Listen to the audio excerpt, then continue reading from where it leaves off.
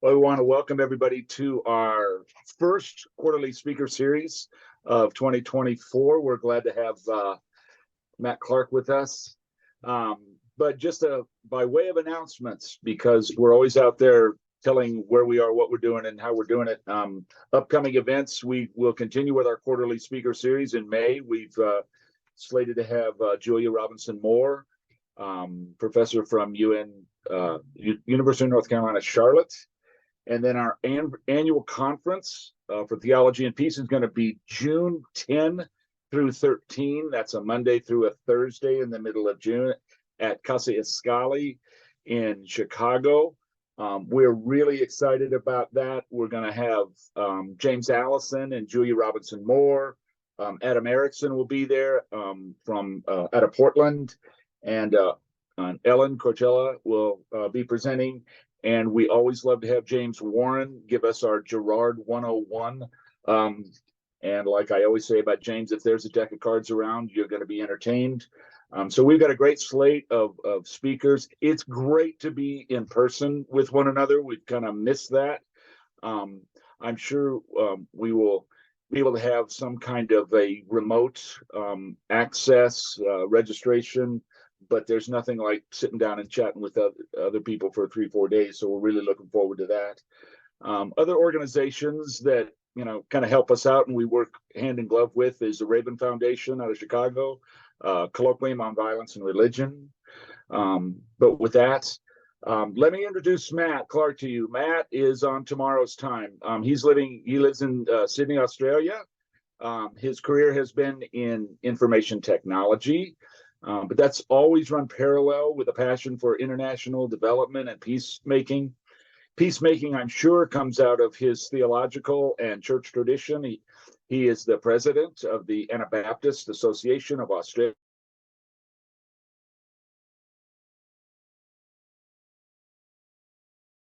And then it cut me off, so I didn't get to push his book, Scattering Church and Disrupting Mercy. No, not yet. Disrupting Mercy. My dog got to it before I did. He disrupted it before I did, but you got to read the book. But Matt's current passions and priorities are researching human trafficking, focusing on how to understand and engage traffickers, which I think is just really bold. But with that, let me turn it over to Matt. Hello, everybody. Good morning. I can see a few of you on the little corner of my screen there. I hope you can see me clearly. So thanks for that introduction. Pleased to be here. I've had some involvement with Theology and Peace. I was in Nashville in 2019 and have done some studies of René Girard as part of a graduate diploma in theology a couple of years ago. But I'm no expert in Girard. As Wes has said, I've written a book along with my wife on the topic of mercy, and so I know that reasonably well, but I hope I can say something that links mercy to Girardian themes clearly in this hour and a half together. Now I'm going to share my screen. I've just got a couple of PowerPoint slides. No, that one. So can you see my title slide now? Yeah. It's okay. Yes. That's good. I want to start with a passage from the Gospels where Jesus says something about mercy and about grace, although it's a bit hidden. You might at some point read the few verses before this quote, but just in the interest of time, I'm going to start at verse 32 here. And the themes in this will come up in the rest of our discussion together. If you love those who love you, what credit is that to you? Now, the word credit there in Greek is charis, which is normally translated grace. So another way of saying this is, if you love those who love you, where's the grace in that? For even sinners love those who love them. If you do good to those who do good to you, where's the grace in that? For even sinners do the same. If you lend to those from whom you expect to receive payment, where's the grace in that? Even sinners lend to sinners and receive as much again. Instead, love your enemies, do good, and lend, expecting nothing in return. Your reward will be great, and you'll be children of the Most High, for he himself is kind to the ungrateful That's acharistos, to those without grace. God is kind to those without grace and to the wicked. So be merciful, just as your Father is merciful. Now, one of the questions that came up from someone before this seminar was, what's the connection between grace and mercy? And I won't dwell on that for a long time, but it comes out nicely in this passage, I think, that the two are closely related. John Barclay, who's written some heavy work on the concept of grace in the New Testament, particularly in Paul, I wrote to him to ask how he separates grace and mercy. And his reply, I thought, was the most helpful distinction that I've heard. To him, grace is God's posture towards, with God's posture of favor towards us, God's posture towards love and generosity. And from that posture emerges mercy. So mercy is grace in action, if you like. There are other ways grace can be shown, but mercy is perhaps the prototypical expression of grace in action. So grace is a posture, mercy is an action. I like that distinction. Now, I hate lectures, and I want to make this time as interactive as possible, but it's difficult in a Zoom context where we're not face-to-face. If we were face-to-face, I'd run this somewhat differently, more as a discussion. But what I'm wanting to do is to spend 15 or 20 minutes talking about mercy. And after that, I'm going to field any questions for clarification. So while I'm talking, if I'm not making sense, if there's something I haven't explained well, please type those questions in the chat box and Ellen will feed those to me later on. But at this stage, only questions for clarification. There'll be time later at the end for wider discussion and conceptual question asking. But just I'll speak about mercy and then I'll just check with you that what I've said makes sense and you understand what I'm saying. So any questions for clarification into the chat box. And then I'll spend another 15 or 20 minutes talking about the concept of positive mimesis. And again, we'll have then a section where I can answer any questions to clarify what I've said. And then in the third round, I'll link the two and talk about how I see mercy as an expression of positive mimesis. Again, we'll have a little clarification time. And then after all of that, that'll take an hour. Then we'll move into a broader discussion where I will throw to you some questions that come out of this thinking to get you to think a little deeper about these issues. So on with it. Round one, let's talk about mercy. I think there are three common stereotypes of mercy in our modern Western world. One is this idea on the battlefield when someone has been defeated, like this image from the Revenge of the Sith, and they've been defeated. They're on their knees in front of the victor and they're begging for mercy. And the ethical dilemma comes, does the victor kill them, or does the audience give a thumbs up, or is it thumbs down? I can't recall, so that the gladiator is not killed on the spot. The second stereotype of mercy is in the courtroom where someone's before some authority figure, a judge, and they're begging for mercy. Typically, this happens after they've been declared guilty. So someone has been found guilty by the court, but then as a last-ditch effort to avoid punishment, you throw yourself on the mercy of the court and plead for mercy. And in that context, it means, look, I know I've been found guilty, but please don't give me the punishment that you otherwise would, or that maybe I deserve. And then the third concept, which is quite common, I think, in churches, is that mercy is about helping the poor. Mercy is about giving money into the poor box. And I read a book, I can't remember its title now, but it's by Tim Keller on the topic of mercy. And the book was primarily a call to churches to be more conscientious in the way they help the poor within their community and their wider congregation. But to Keller and to many others, that is an instrumental act in order to bring people into the church where they can be preached at.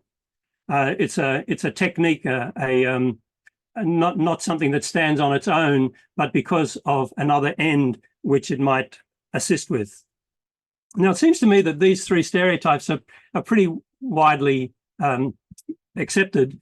And in my mind, they're quite shallow, in fact, insipid and they don't really reflect the depth of understanding of mercy that we see in the Bible, both the Old and the New Testament.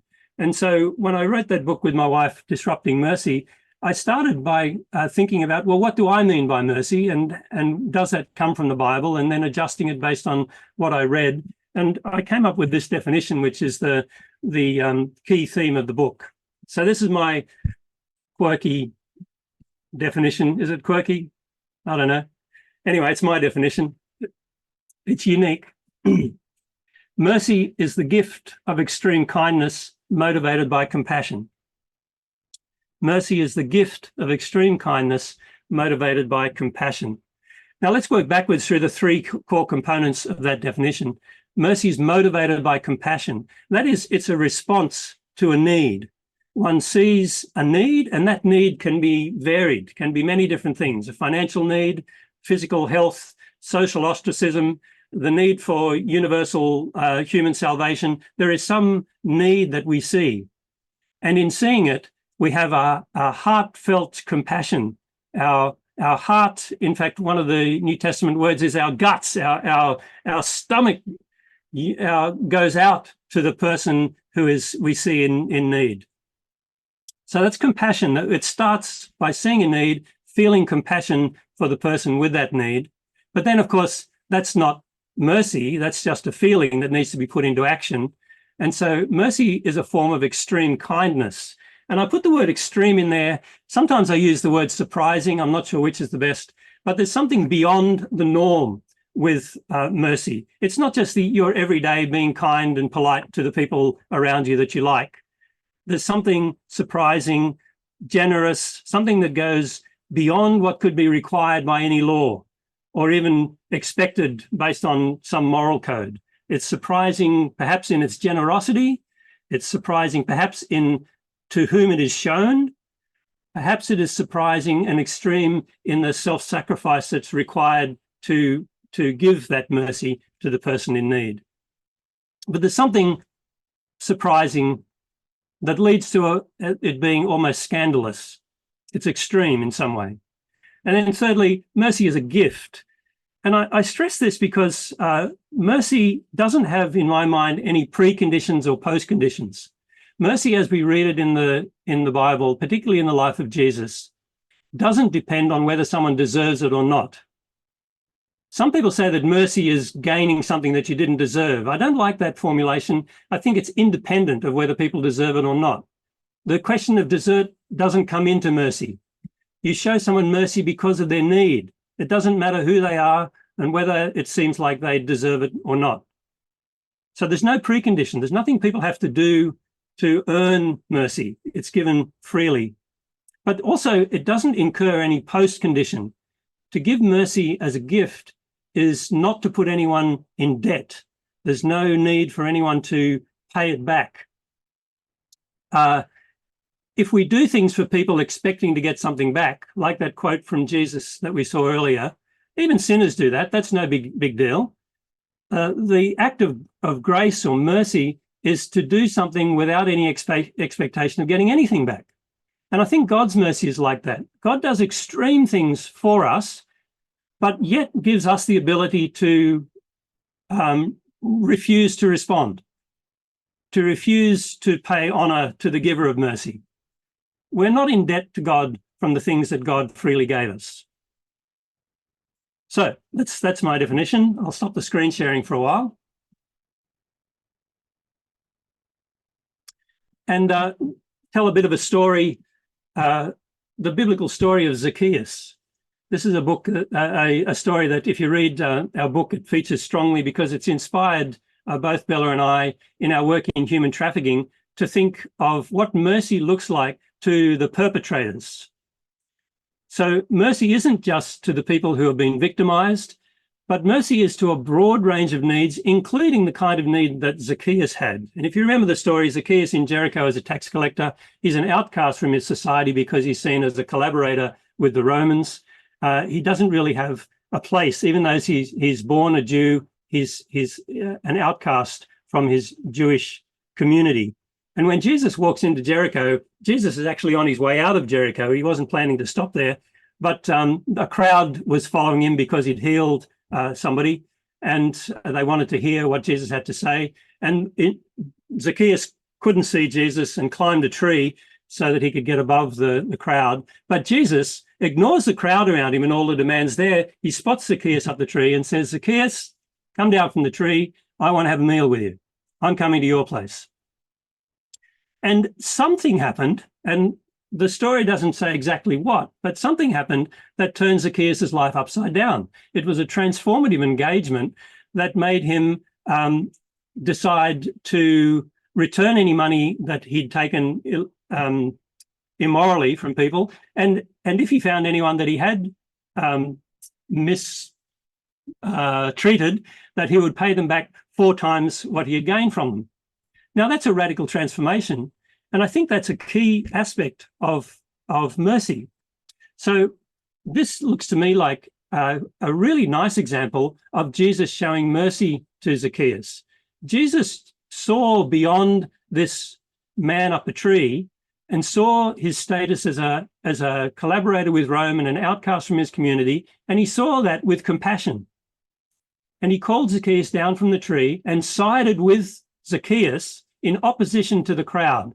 Jesus alienated himself from the community and the crowd by taking the side of the outsider, the marginalized, the outcast. And you know, Jesus does that all the time.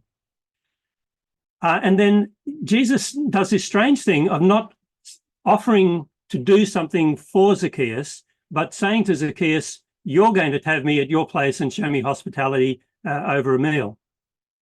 Now, that's an interesting and a strange form of kindness, but it reflects the need that Jesus saw, because the real need was Zacchaeus's status with his community. And so Jesus was restoring his status by giving him honor by going to his house for dinner, where surely Jesus shouldn't be mixing with tax collectors and sinners, but of course Jesus always does. And at the end of Jesus' little speech, he says, this man is also a son of Abraham. He says that in the hearing of the crowd, and he's reinforcing the fact that even this perpetrator of harm against his community was still, and always had been, in his core identity, a child of Abraham, a son of God, and deserved a place in the community and deserved to be shown respect, dignity, and kindness. Jesus didn't pay any attention to whether Zacchaeus deserved that, whether Zacchaeus was ready to repent or not. It was given as a gift with no precondition, and Jesus didn't expect to get anything back from it. He didn't receive some repayment. I'm sure Jesus was absolutely thrilled at Zacchaeus's response, his repentance and personal transformation, but that wasn't what drove the act of kindness. It was Zacchaeus's need which raised the compassion in Jesus and elicited his response. That kind of story is repeated a lot in the Bible, both Old and New Testament. Sometimes you have to look for them in the Old Testament, but they're there. It's clear in Paul's attitude to the runaway slave Onesimus. He shows mercy to him by making the request to Philemon to not hold it against him and to take Onesimus back as a brother. Jesus' interaction with the woman at the well shows the same sort of dynamic. Jesus has compassion for her and does something that's completely culturally scandalous in order to transform her. And I think that mercy has 3 levels of effect. The first level is to meet an immediate need. Jesus maybe sees someone who's blind and heals them. There's an immediate need. And all of us can show mercy that responds and deals with the immediate need. But secondly, mercy can be transformative in the way that it was for Zacchaeus. Mercy can jog people out of the norm because it's so surprising.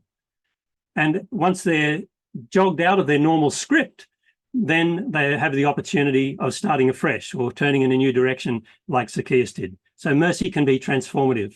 And then thirdly, the way mercy is presented in particularly the New Testament is that mercy is a key component of God's mission to reconcile all things in heaven and earth in Christ. It's through mercy that God transforms the whole creation so that everything comes back into the proper state of shalom that was intended all along.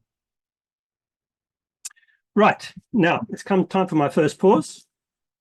And so I'll stop the screen sharing. Probably should have done that a little while ago, if I can find the button.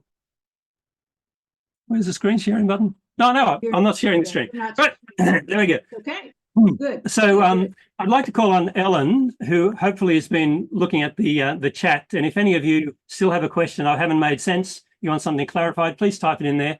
But Ellen, are there questions that I can respond to? There's one, and it's a question from Andrew. Do battlefield mercy and courtroom mercy not get into your definition of mercy at all, or are they just too narrow? Or is there a way you can broaden? I'm going to just add one more piece to it. Can you broaden mercy shown in a courtroom or battlefield so it fits your definition? Right. Yeah. Yeah. Look, I think those two and the third can all be expressions of mercy, but they're often misused. And I say that they're fairly weak because in the first two, but even in the third one, there is a clear power imbalance. There is someone with power over the other. The one who's begging for mercy is completely at the mercy, we say, at the mercy of the other person. And they can magnanimously decide not to kill the person or to not punish them as the law might require. But it's that power imbalance that I think true mercy undermines. We act mercifully because we feel for the people in solidarity in some sense, not because we're in a position of power to dispense largesse magnanimously to them, but simply because they have a need and we can have the possibility of doing something to help them. That makes sense. Yeah. Does anyone else have a question you'd like to type in the, there we go, one came in. So Karen notes, just to clarify your definition, so true mercy gives up power. Yes, I think that's an implicit part of this definition. That yep, it's one of its common outcomes. It's not essential, but it's a very common outcome that giving mercy gives up power. God does that in showing us mercy and allowing us to reject that mercy. God is giving up the power that God could use to control the universe. God makes our free will superior to God's sovereignty. Mm-hmm. Mm-hmm. And we see it, of course, in that famous passage in Philippians, where we have that hymn about Jesus not grasping on to heaven, but releasing it and coming to earth and in humility allowing himself to even be killed. So that's a great demonstration of the way God gives up the power difference in order to be with us, to be fully with us. Mm-hmm. And being born in a manger. Yes, exactly. And even scorning the shame of the cross. Right. Mm.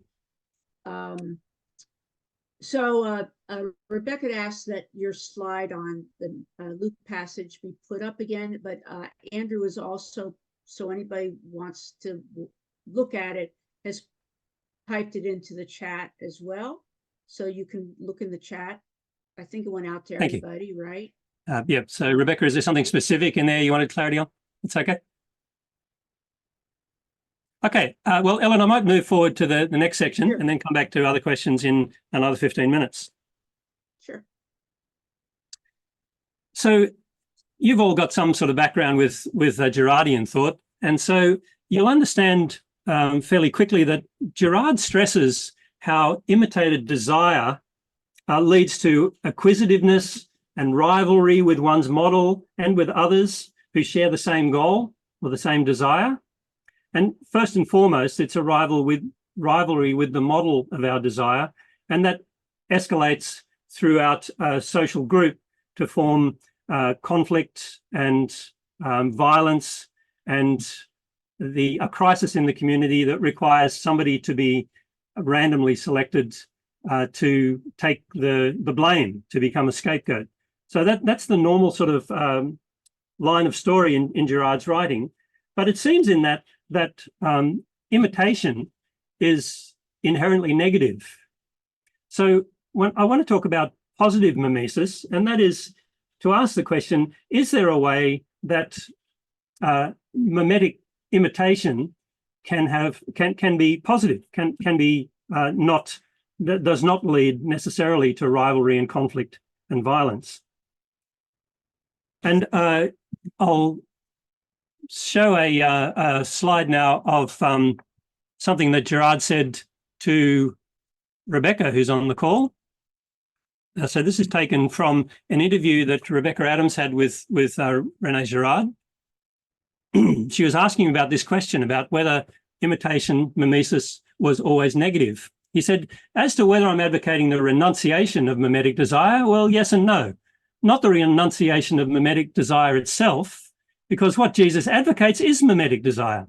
Imitate me and imitate the Father through me, he says. So it's twice mimetic. Jesus seems to say that the only way to avoid violence is to imitate me and imitate the Father. So the idea that mimetic desire itself is bad makes no sense. It's true, however, that occasionally I say mimetic desire when I really mean only the type of mimetic desire that generates mimetic rivalry and in turn is generated by it.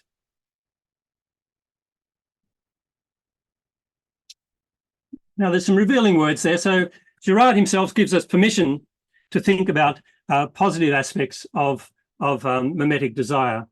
And so let's think about what those positive attitudes might be, positive aspects might be. The first is that we can't live without imitation. Children base their early development on copying what they see around them. It's impossible to grow and learn, to learn language, to learn behaviors, to learn social norms, to learn how to eat. Well, maybe eating might have a little bit of innate characteristic to it, but most of what we learn is by imitation. So surely imitation is inherently good, fundamentally good. It's only what happens after imitation and what we imitate that seems to be important, and how we imitate. So the next thing to think about is, well, what happens when we imitate positive attitudes? Surely that is a common thing and a good thing. We have a model who maybe is our hero, our parents, someone, and we imitate their good behaviors. We imitate their loyalty, their truthfulness, their love, their generosity, etc. So surely those things are positive outcomes of imitation because we're imitating something positive. But imitating good things can nevertheless lead to rivalry and conflict. It might make us get to the point of thinking, well, I'm more holy than you. I've imitated your holiness or someone else's holiness, and I'm more holy. We can compete over holiness. I'm even more humble than you. I'm so committed to the truth that I always call people out when they make a mistake. So imitating good things can lead to negative outcomes. And imitating another person's desires brings an extra layer of complexity. So when is imitating someone else's desire, ingesting their desire as though it were our own, is that positive and when is it negative?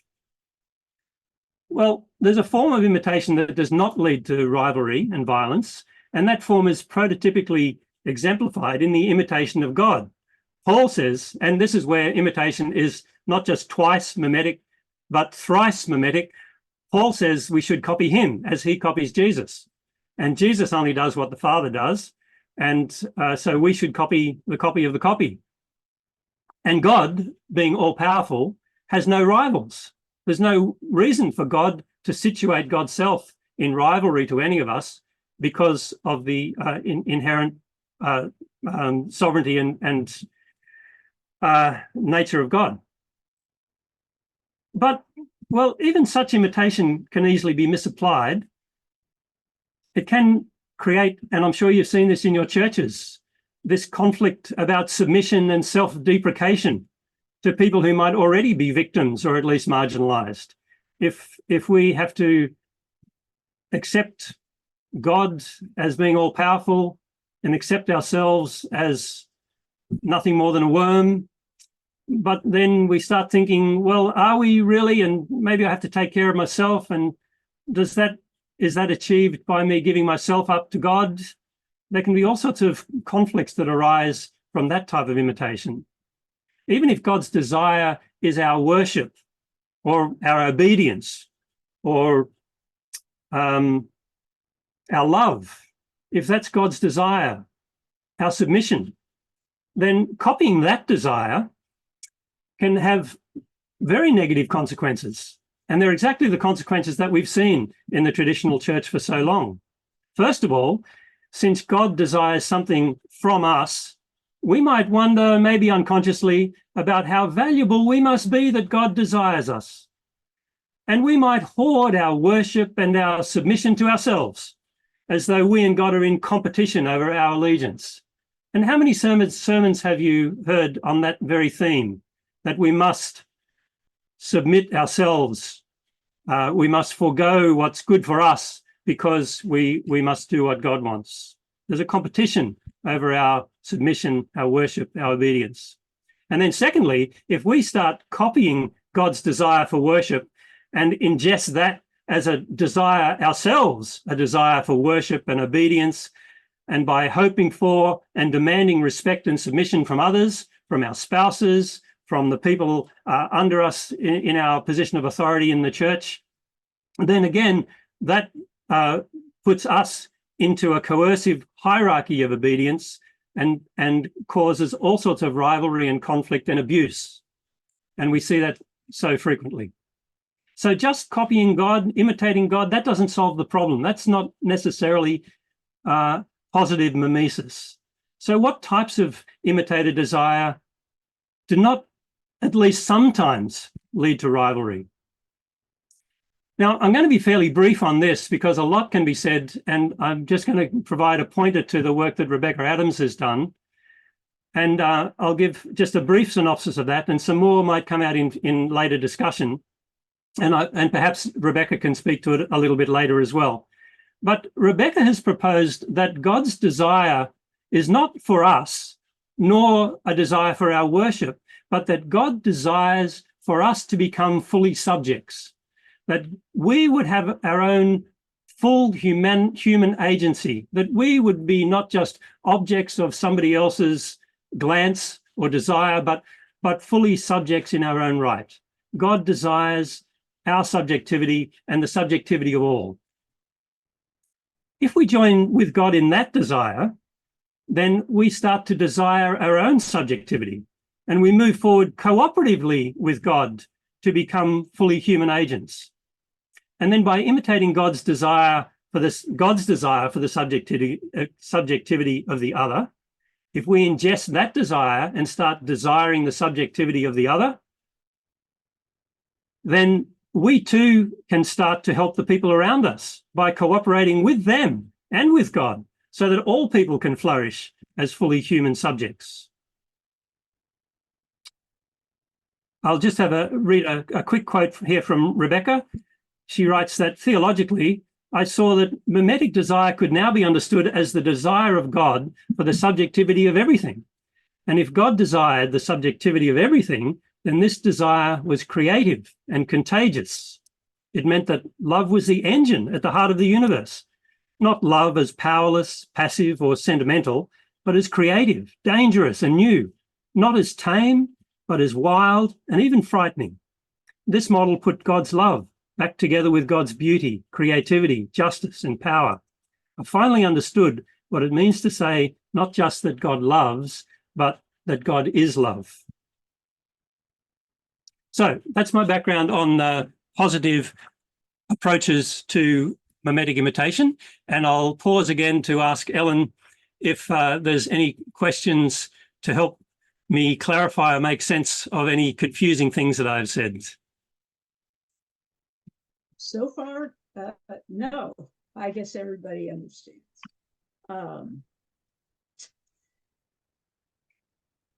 I would ask if you could give an example of what that subjectivity and God's love might look like, either from the Bible, where it might be evident, or some other example. so that it's just a little more concrete. Right.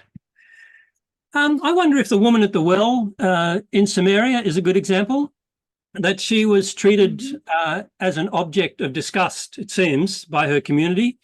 She was at the well, apparently, at a time when people normally wouldn't be. She was seen as perhaps an adulterer, sexually immoral. Now, it's interesting when you read that passage, I think it's in Luke, neither Luke nor Jesus cast any judgment on that woman. We often hear it in sermons. The interpretation by some dodgy hermeneutic allows us to say she was an immoral woman who was sexually depraved, but Jesus doesn't say that, and Luke doesn't say it in his recount of it. There's a great sense of compassion for her in that story. But now, anyway, she gets transformed, and her transformation allows us to become the first evangelist. She's told to go back to her husband, current one, and as she goes back to the village, she tells everyone the remarkable thing that she's seen and invites them to come and meet Jesus. She has become a subject. She has regained self-worth. So there's been an act of mercy by Jesus to her, but also an internal act of self-mercy, self-forgiveness, self-advocacy that's allowed her to realize that she is someone else than what other people have seen her to be. And she's gone back with confidence. And many people came to Jesus, and many people believed simply because of her account. So she'd become a true subject in her own right. I think that's a good example. Okay. That sounds good. Now, another person asked just generally more about subjectivity. And I think sometimes, because even for me, I get confused. But when we say, yeah, and Karen asks, are there apt synonyms for subjectivity? Can help us interpret this further? It feels rather technical to me. Kings have subjects. That's exactly where I was going, Karen. So Yeah. like, it is an ambiguous word. Subjectivity is you're subject to someone else, or whose subject are you? Perfect, guys. How is this positive and free? Yeah. Look, I'd love someone else to help with some better synonyms. It comes from the grammatical sense that if you have a sentence, he hit her, the person doing the action is the subject doing something to the object. So the subject is always the doer, and the object is always the thing that something gets done to, as though they were passive.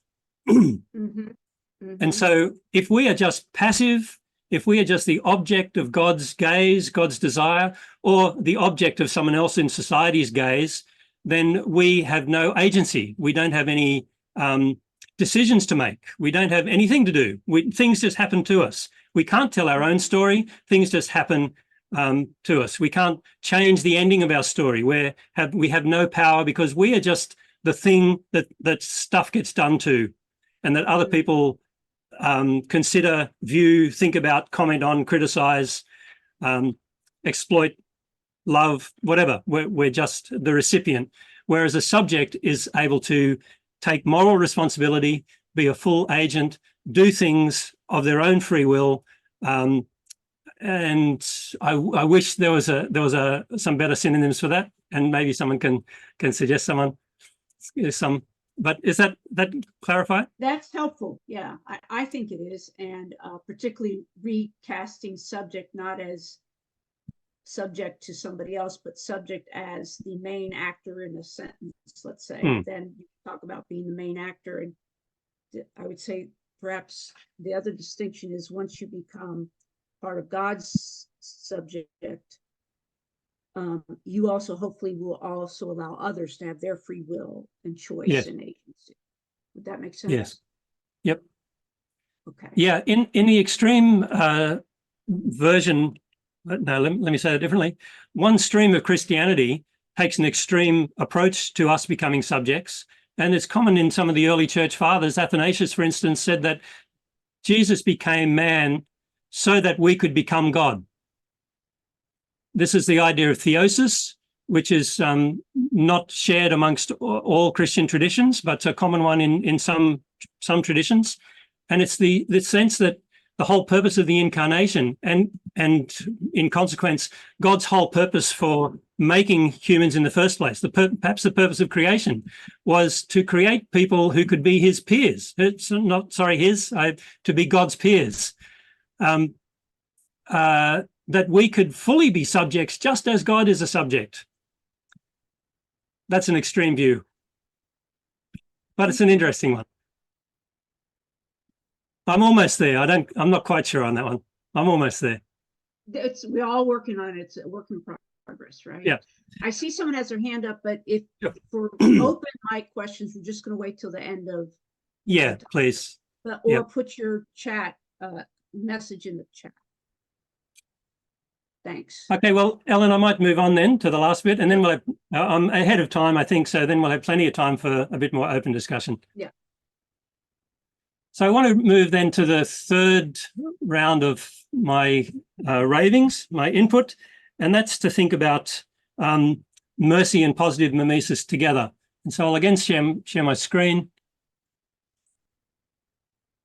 Oh, hello. Here we go. Can you see the screen there now? Yep, thanks. So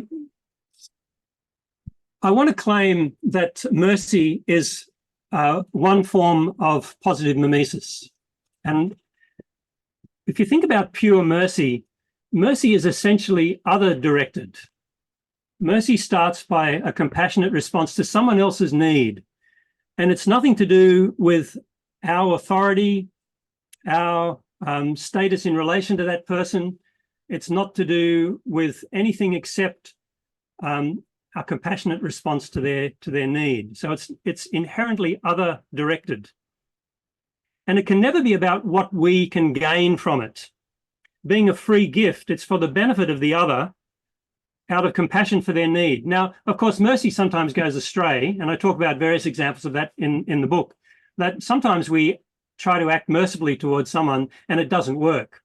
Maybe because they don't want to receive it, maybe because we're pretty bad at presenting it to them in a way that's of any use to them at all. Maybe we've misinterpreted their need completely. Anyway, mercy can go wrong, but nevertheless, we offer mercy to someone without any expectation that we will gain anything from it. There is a hope that it will make a difference. There is a hope that it will address the immediate need and perhaps be transformative and perhaps work collaboratively with God's larger mission. But that's just a hope. It's not a precondition. So mercy is the powerful force that liberates victims and perpetrators as well. It liberates, it releases people from their need. And when you dig down and see what the fundamental human needs are, there's people who are living in bondage, living in sin, living in exile, living with physical brokenness. There are all sorts of ways that people live in broken conditions. And mercy is the way that we can transform their brokenness into something that's redemptive. And that can be whether they are victims or in the context of abuses and exploitation, it might be directed towards the perpetrators. And that's the basis of my research into human trafficking. We've been looking for several years at why human trafficking is getting worse rather than better. And there's some reasonable estimates that statistically show that the problem is getting worse, despite the fact that thousands of organizations, hundreds of millions of dollars have been spent in the last 20 years trying to curtail or end human trafficking or modern slavery. Those words are used reasonably interchangeably. The problem hasn't gone away. And so our research is to look at what's the gap between what's been done and what needs to be done. And the significant gap that we've found is that very few people in the whole anti-trafficking movement pay any attention to the trafficker or to the broader range of people who perpetrate, who create the demand for human trafficking. We don't understand who they are. We don't understand their emotional drivers. We don't understand the external economic pressures that make them become a trafficker in the first place. And there is no one in the world doing rehabilitation work with trafficking offenders once they're in jail. And so the traffickers become objects with no agency that we can scapegoat fairly easily. And so we've been asking in our research, what would mercy look like to a trafficker? Now, that's a fairly extreme and scandalous question to ask. You could ask the same question, what does mercy look like to a pedophile, to a rapist? And you will find reactions of horror. But if mercy is to work at all, surely it has to work in those extreme cases. Surely there must be something transformative and redemptive for the worst of people. Isn't that central to the gospel, to a God who loves even God's enemies, even the ones without grace and who are wicked, as the passage we started with said? So, sorry, I went a bit off topic then. How do we address the well-being and shalom of everyone, including both victims, survivors, and perpetrators? Now, I think this combination of mercy being a pure gift and mercy being completely other-directed is what makes this an example of positive mimesis. The free gift and being directed towards the other well-being allows mercy to be non-acquisitive and non-rivalrous. We can act mercifully together in collaboration with each other and with God, but it's not possible to compete with mercy. Otherwise, it's not mercy. If I'm competing over who's the most merciful, then I'm doing acts of mercy in order to gain something, in order to gain advantage over someone else, social status. It's not true mercy because it's not a pure gift. It comes with strings attached. If it's free and directed towards the other, then it becomes non-rivalrous. It doesn't generate that type of conflict. Mercy can generate other forms of conflict because some people don't like mercy. Some people find it very hard to receive mercy, and some people find it very hard to give mercy. So there are conflicts around that, but not in the imitation of the act of mercy itself. Okay, and there I will pause again. I'll stop the screen sharing. And we'll have a brief time now of any other questions for clarification there. And then I want to pose some questions to you to guide some discussion. Anything else, Ellen, that I can talk on from the chat box? There's nothing here. If we give it a second, sometimes something pops into people's head and they're ready to do that. I'm still pondering what you last said, which was very good. And I guess it's a clarification. I would wonder if we can take it a step further. And some people are very angry when somebody else shows mercy to somebody, right? Yes. Right. That would, because they don't like it. They don't like it. Maybe they think the person didn't deserve it. Right. Well, right. For me, that's irrelevant whether they deserved it or not. But yep. Look, particularly in cases with extreme criminal actions, if a close relative has been abused or killed, let's say, and someone says, "Oh, well, the person who did it had a hard life. We should just let them off." Well, that's going to raise huge problems with many people. But I don't think that that's the appropriate act of mercy in a situation like that. Someone who has murdered someone may well need to be pulled up and put into prison so that they can not be repeating it and harming people again, and so that they have a time to reflect on what they've done and to understand the depths of the impact that they had on their victim. So mercy can, in fact, be putting someone in prison. That might be the extreme kindness that they need to be transformed. But of course, when they're in prison, you need to do something to assist that transformation. And so an associated act of extreme kindness would be to go and visit them in prison, to do some restorative justice work with them. So mercy should not be seen as just letting people off the hook. That's a common misunderstanding. And it's so when you talk about showing people mercy, many of the negative responses are because they've got a different picture of what mercy is. and they think that mercy is opposed to justice, and that you need to do what's just. That's more important most of the time than being merciful. I think justice and mercy work collaboratively, and that in fact they're not in conflict with each other. They're both tools that God has established to bring about shalom. And I dig into that in a couple of chapters in the book as well. Yes, and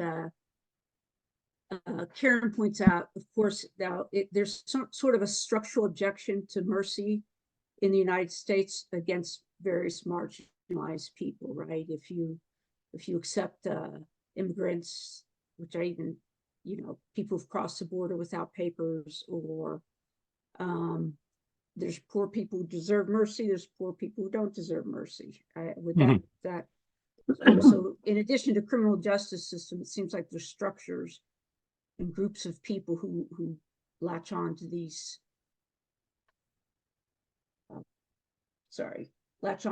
groups to say they as a group don't deserve mercy. Yes. So for instance, if your organization came around and said, no, we need to show mercy, they would just automatically object because of the nature of the person to whom you're showing the mercy. So does that make sense? Yes, absolutely. And look, mercy, I'm not trying to say that mercy is simple. Mercy is extremely complex, and we have to learn and train ourselves into how to be merciful. It's something that we can build as a habit by starting with simple things and gradually building up to deal with more complex situations and more extreme needs. And so in a case like immigrants who are escaping, refugees, or people who are crossing borders illegally, the question of what does mercy look like in that situation is a very non-trivial question. Deciding what would be, supposing that we start with compassion, which is a big suppose, but supposing we start with compassion, deciding what would be something surprisingly kind that we can give to that person without strings attached that would actually make the difference that they need. It's not obvious what the answer to that is in many situations. That takes hard work. Wes, do you mind if I just ask a question I had in my mind, and then I'll go to yours, or I'll make sure yours, Wes, gets answered? Sure. Okay, so I've had a strange number of careers, and what you're making me think of is, so I used to be a federal prosecutor, and we made deals with mobsters who had killed people to cooperate. So I spent many a day and many an hour in a prison interviewing people who had murdered people to find out what they knew. And so that's not mercy, because they're looking for something. It's a deal, right? They're looking for something, I'm giving something. But it seemed that I feel like maybe it wasn't mercy, maybe it's just ordinary kindness. There would come a point in time when you'd spent so many hours with this person, and in order to make it work, you kind of had to treat them as a person, right? Or at least that was my way of, and they would come to see me as a person, right? As a mini part of this larger structure that's causing, you can go to jail for life, or you can give testimony and go to jail for only half your life, whatever it is. So is that possible within, because someone asked before, can there be mercy in a justice system, or can there be mercy? And I guess it just depends, because there's too much power difference and stuff. But yep, mercy might not come from the judge. It might come from other sources once the court has finished its role. There are certainly examples where a judge giving some understanding and leniency out of compassion for the backstory of the offender has a transformative effect that redirects their whole life. So there can be mercy shown by judges that are transformative. That can happen. But maybe there are other ways for that to occur as well. I'd like to move on to the last section here and get some more discussion happening. Yep. Excuse me. So I want to have a bit of a guided discussion here rather than just a free-for-all. And I want to ask some questions of you that you can reflect on. And once you've thought about it for a while, you might want to comment on something that'll be helpful for others as well. In doing it this way, I carry the risk of losing control and people talking too long. So I want to explicitly ask you up front to be brief so that we can have as many different perspectives being input as possible. I'm going to ask some questions. Please speak about the answers to my question. At the end, we might have something that's more open if you've got wider issues to talk about, but I want to ask some specific questions. And the other thing I experienced when I was at Nashville Theology and Peace Conference in 2019 was at least one of the sessions, the facilitator introduced what I hadn't heard of before, called the reverse order of speaking. Are you familiar with the idea? The idea in a group discussion is to give opportunities for the people who normally don't speak to speak first. Yeah. And so I would like to ask, you all know who you are. There are some people who are extroverts and who always jump in and take the microphone. And there are other people who might be introverts, or they might belong to some marginalized group who always hold back because they never have enough time to get round to putting their hand up because other people have already jumped in. So I want you to self-regulate. If you're one of the people who always jumps in, please speak last. Don't jump in first, just hold back. You might have a wonderful thought that inspires all of us, but hold back. I don't care if there's silence for a while. We'll let the people who normally don't speak, I give you explicit permission and blessings to speak first. Let's see how it goes. Now, the first couple of questions I want to ask are, I'll follow those three rounds. I want to ask a couple of questions about mercy, a couple of questions about positive mimesis, and then some stuff about how it all hangs together. So first of all, just reflecting on mercy, I wonder if you can think about in your own life, can you think of an example where you've experienced mercy, where perhaps you've received some surprising kindness from someone unexpectedly, or where you perhaps have offered mercy to somebody else, whether they received it or not? Or maybe you've just witnessed something that you think that's inspiring because it's completely out of the box and amazing in both its offer and the way it was received. So just pause for 30 seconds just to think about examples in your own life. And then if the people who normally don't put up their hand would like to unmute and speak, we can learn from each other.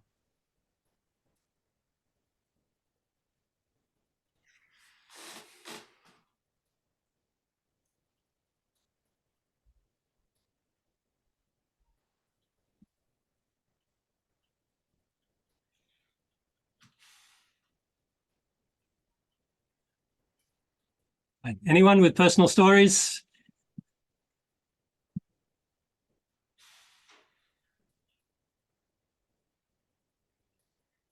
My husband's truck it just stopped in the middle of the intersection, the main intersection in town.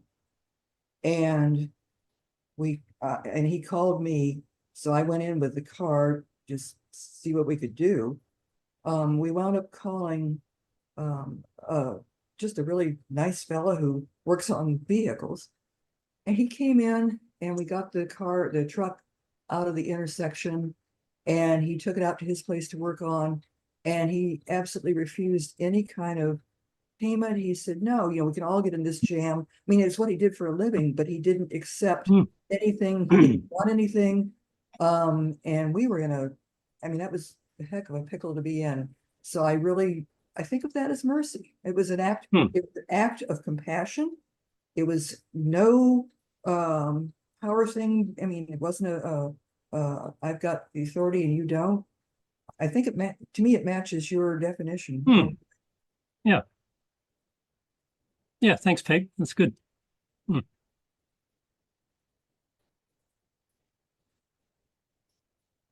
Right, now the extroverts can jump in if you like now.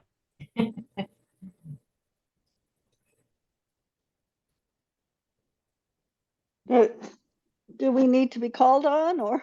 No, Deborah, go ahead. Yep. Yeah, if you know how to click the button that raises your hand, that's fine. But otherwise, we'll just go. I guess I was frustrated earlier when you were asking for people who had something to say about subjectivity.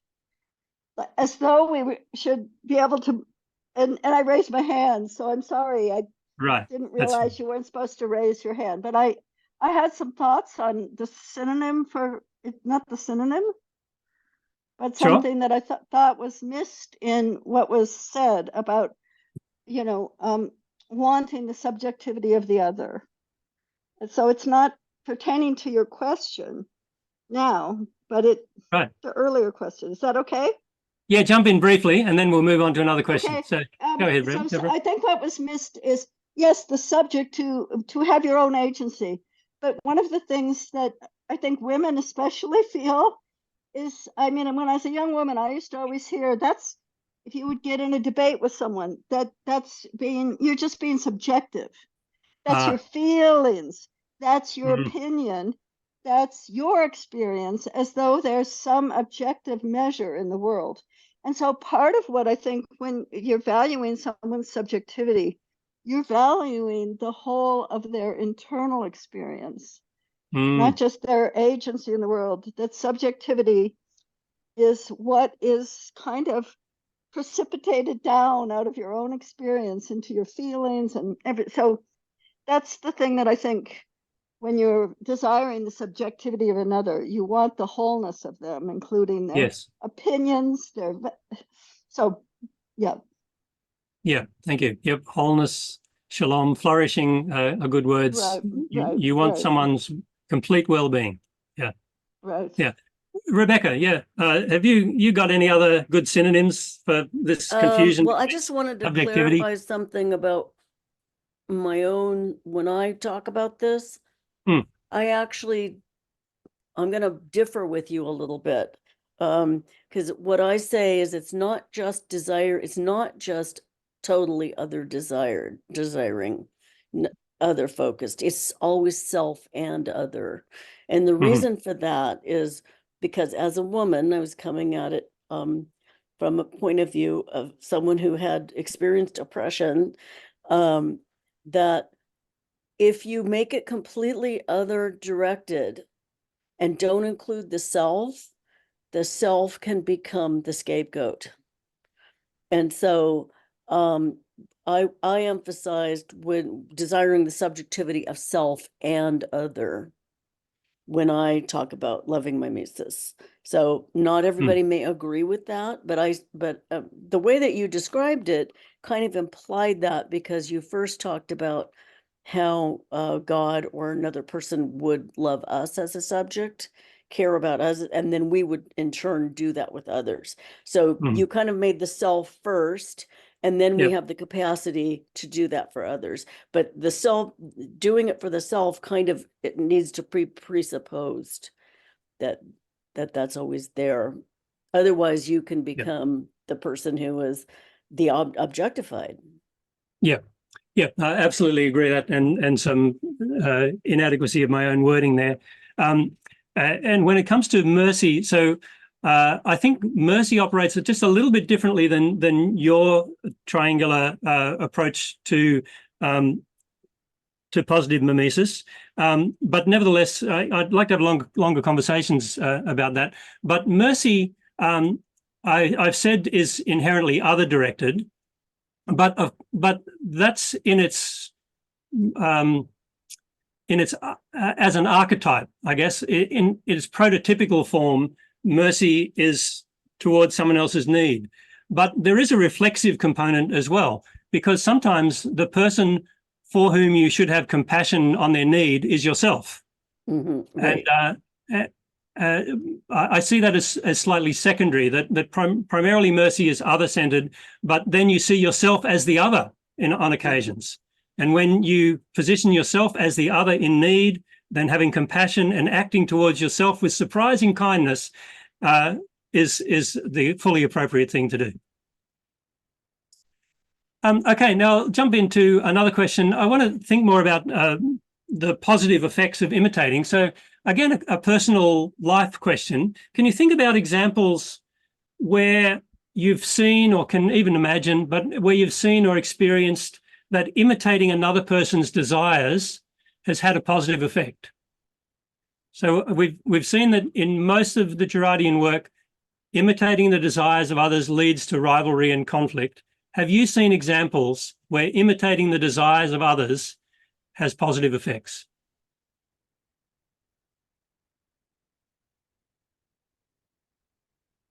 Mhm.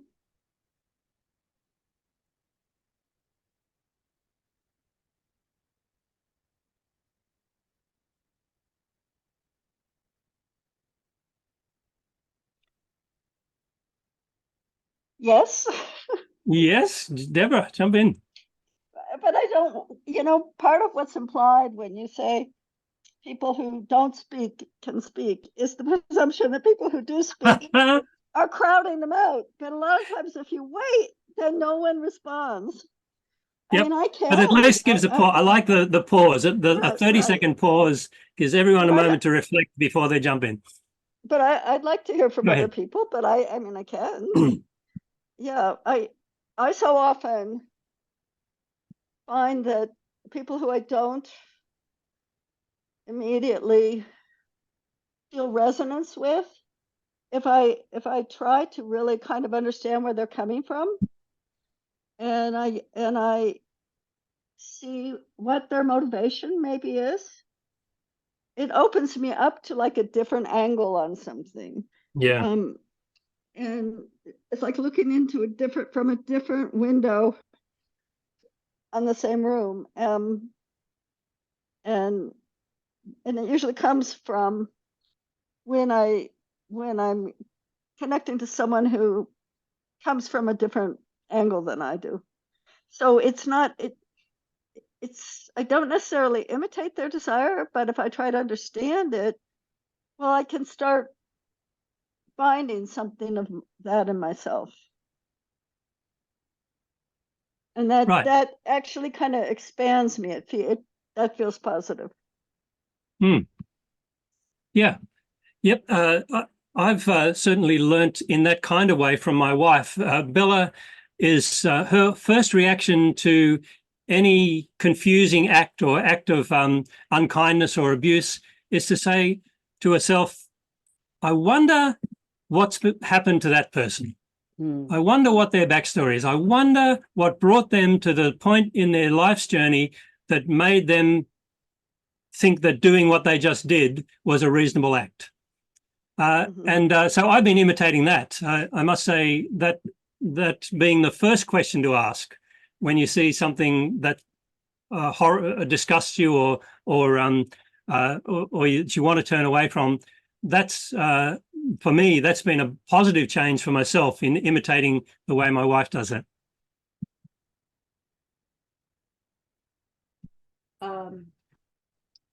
Matthew, I don't have your wife's quite gift for that, but two things. One, you reminded me of a new habit I've developed, because I used to always get frustrated in lines, at grocery lines and this or that, but I find that I ask them how is your day, and I say thank you, and they may have been having a grumpy day, but their response to me is positive. It's just a little thing, right? But if I offer positivity to them, it comes back that way.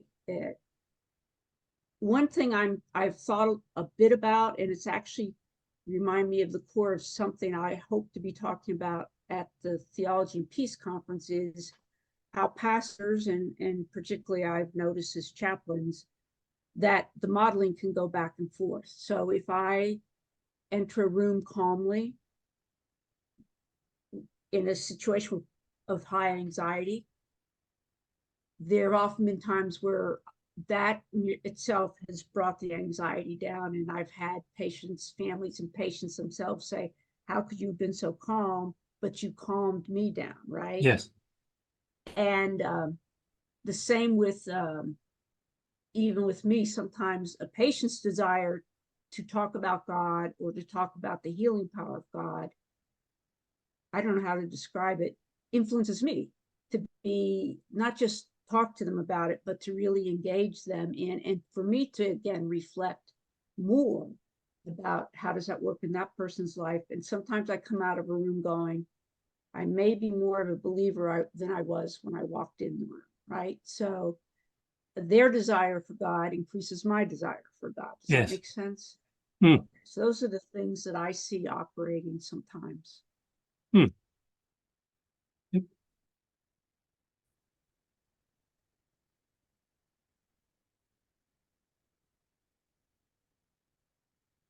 Well, then let's move on to another question. We've talked, or you've listened, I've talked about how imitation sometimes leads to good, sometimes leads to rivalry and violence. So let's dig down a bit more into this discussion about what makes the difference. What determines whether imitating something will lead to good or leads to rivalry and violence? Now, Rebecca, if you would like to say a few more words about because you've probably thought more deeply about that than most of us.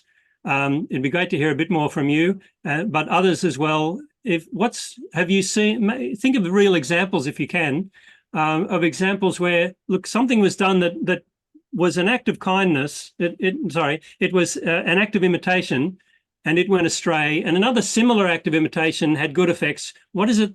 What's the difference?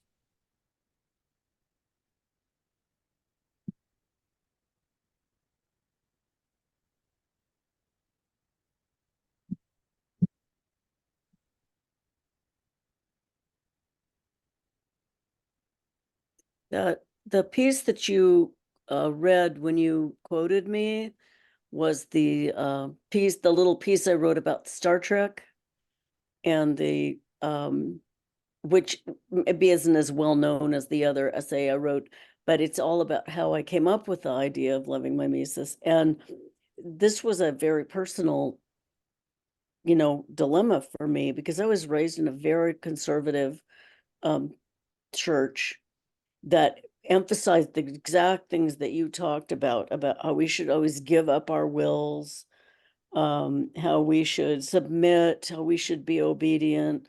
And basically, that I've come to call that abuse theology, because it really turns it, or the other word I have for it is colonization. It's even when God is the one we imitate, if God is desiring us as an object, that isn't real love. And that I was able to see that using Girard's theory, and it was healing for me as a person at a deep personal level.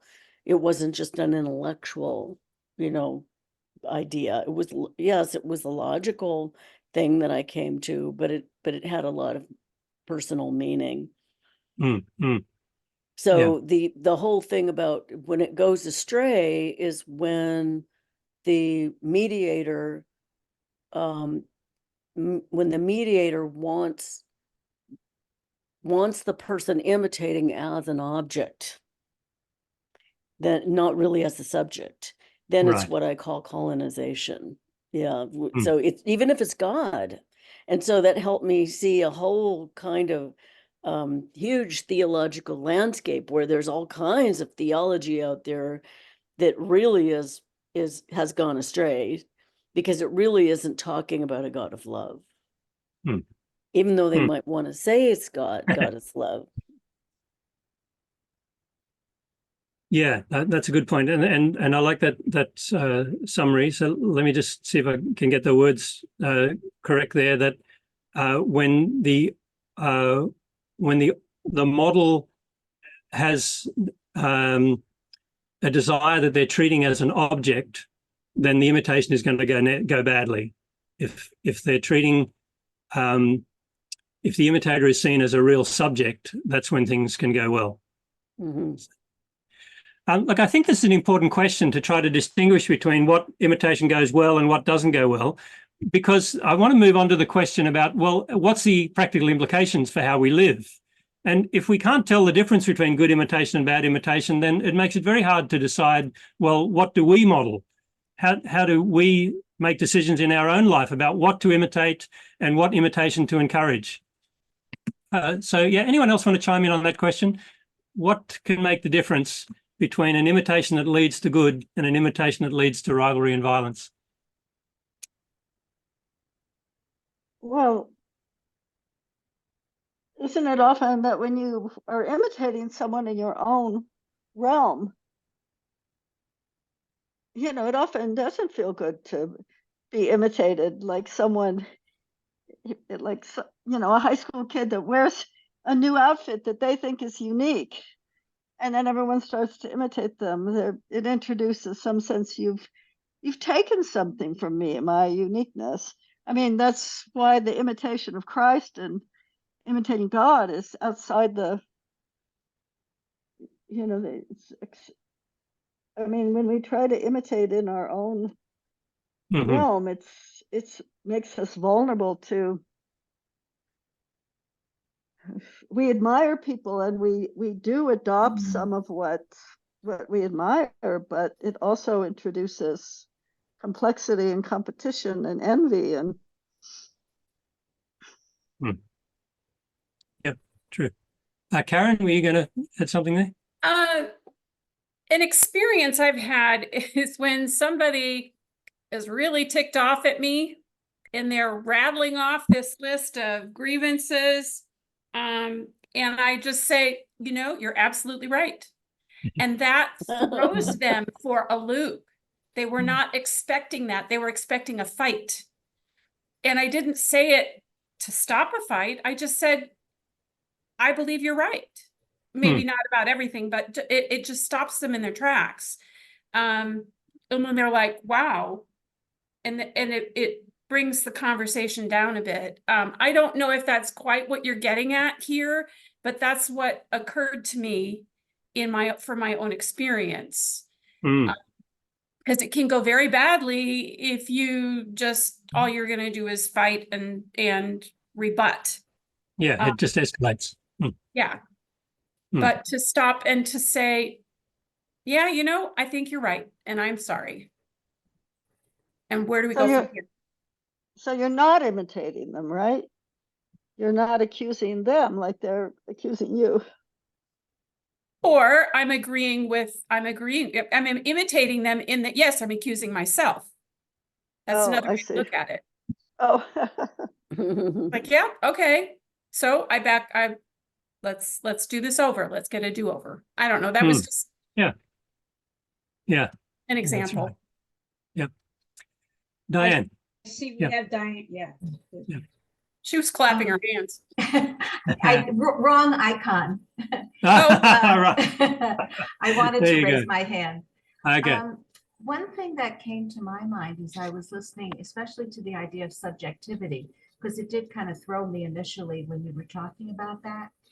But, you know, having studied Kantian moral theory, you know, the moral law, the categorical imperative that says always treat individuals as an end in themselves and not as a means. And so that really resonated. And I'm wondering if that fits in with your idea of subjectivity. And then the other thing was Martin Buber's I thou, where we relate to another person always as a thou and not as an object. Yeah. Would that fit in? Yeah, I think absolutely. Yep. They're all tightly connected. Yep. Yep. The Okay, so Martin Buber's I and thou was important to me, and I had read that before I came up with my ideas. So I'm sure that was in the background for me. So Matthew, one of the areas that I've explored when I was in seminary about the difference, and I think it's such an important question. It's so hard to answer. But I contrasted at the end of the Gospels, the response of the disciples, the male disciples, to Jesus's crucifixion with the response of his mother and Mary Magdalene, and maybe the disciple Jesus loved, to his crucifixion.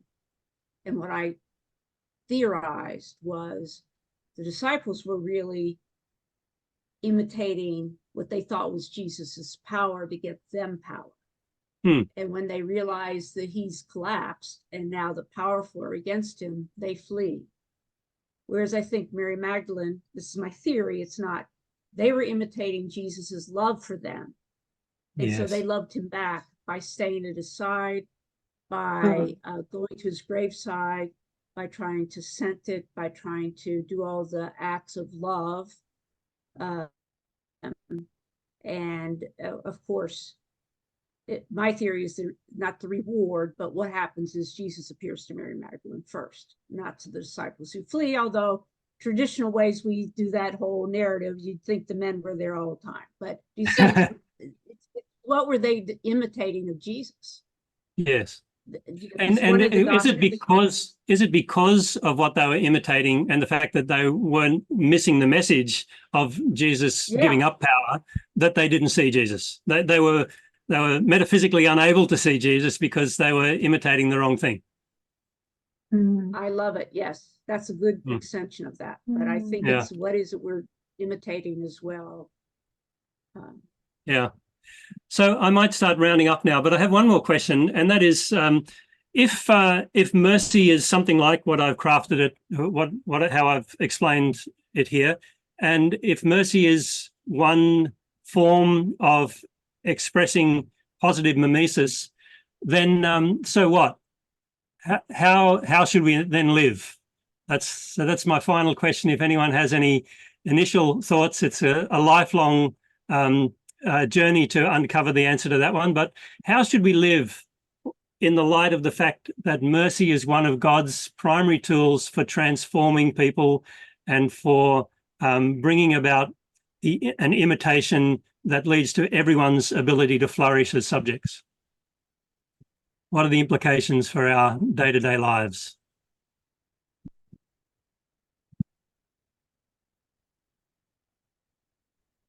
Rebecca? I don't want to talk too much, but I was just struck by what you said about the desiring the subjectivity of the traffickers in the trafficking situation, the perpetrators. And I just read part of a dissertation by Melanie Weaver, who was one of the members of Theology&Peace. And I've known her for some years, but I had not actually read her dissertation. And she wrote on a very similar subject about a program that rehabilitated convicted sex offenders. Okay. And that people would come, volunteers would come around the sex offender when they came out of prison, and they would essentially desire their subjectivity and teach them how to be loved when these people had not had loving experiences. So I think that you were onto something really important there about what does this have to do with our everyday lives, because there is something about extreme cases that this approach works even in extreme cases. In fact, that's where it's most powerful. And your idea of Zacchaeus, he was an extreme person in his society as far as being an outcast. Yeah, thanks. Yeah, I'll have to look up, get in contact with Melanie and read that dissertation, I think. Any other thoughts on the implications for us?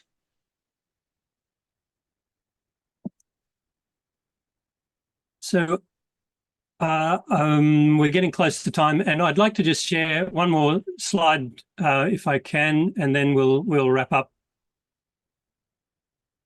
Whoop. And that's just to give my contact details here if people want to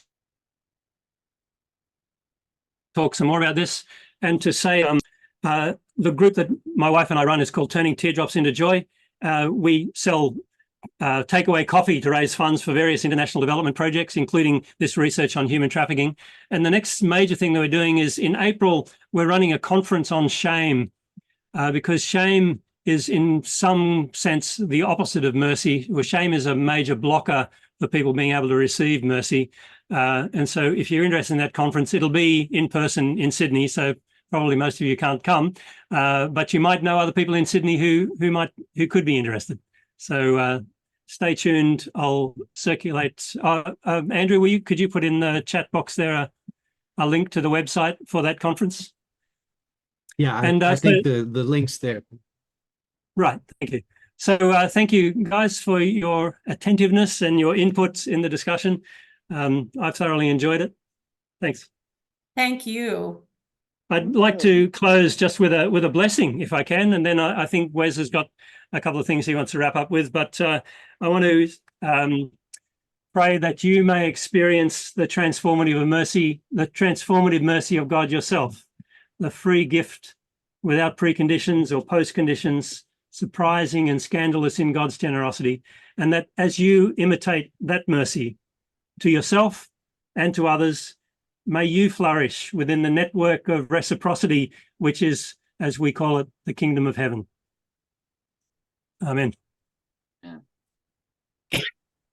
Thank you, Matthew. Appreciate your words tonight. It's been really, it's today for you, isn't it? Yeah, sorry. You that are down under. Midday. Note in the chat box the 3 links to the Theology and Peace conference at Casa Escala in Chicago, June 10 through 13. And then our next quarterly speaker series, we're going to have Julia Robinson Moore speaking on Girard and race. She is phenomenal. You don't want to miss that one. Share that with everybody. And then Matt and Annabella's link is in there as well, and some of the work that they're doing. And just a reminder to, Matt, you bring up one of the most difficult topics in the world, mercy to offenders, seemingly irredeemable. That might be a topic to put on prayers for the upcoming week and worship services and things like that. But with that, thank everybody for attending tonight. It's been great, been fantastic, great conversation. Blessings and peace to all. Anything that we missed, Andrew? Ellen? No, if this is the end of the conversation, but if anybody has any other comments, just put them in the chat or let us know. But I certainly, again, reiterate that Chicago, the conference will be great. The registration is live and open, and you will get just a feast of these kind of conversations at that conference. Thank you so much, Matthew. It's just been really helpful and good to hear you talk. Yeah. Thank you, Matthew. Thank you. Thank you so Matthew. much. Thank you all. Yes. Thanks. Thank you. Have a great day, Matthew.